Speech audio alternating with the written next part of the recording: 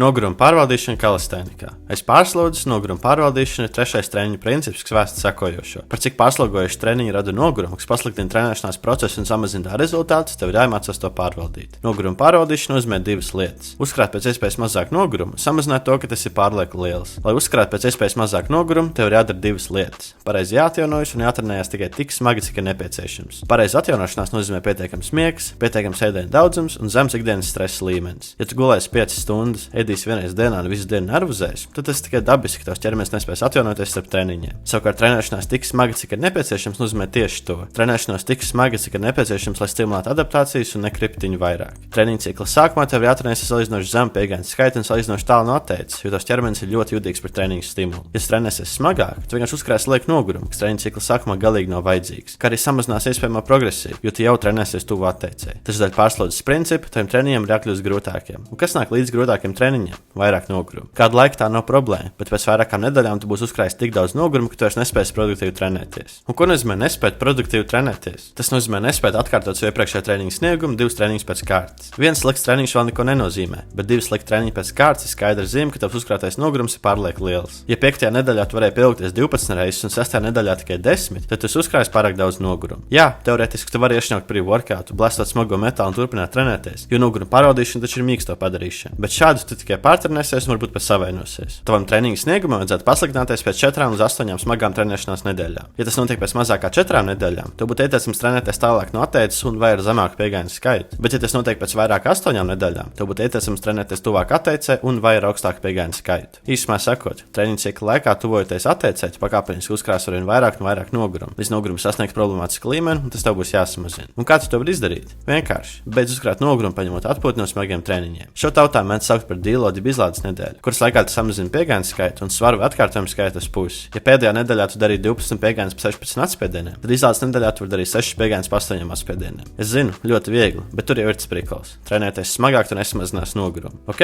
bet kāpēc nevar vienkārši netrenēties? Paņemot pilnīgi atpūtu no treniņiem, tu vari zaudēt nedaudz progresu, izjaukt ierasto ritmu un apgrūtināt atgriešanos treniņos. Tāpēc lielākā daļā gadījumu kaut vai 2 viegli treniņi ir ieteicami. Ceru, ka tev šis video noderēja un tiekamies nākamajā video par 4. treniņu principu - stimulu, atjaunošanos, adaptāciju un tā pielietojumu kalistēnikā. Čau!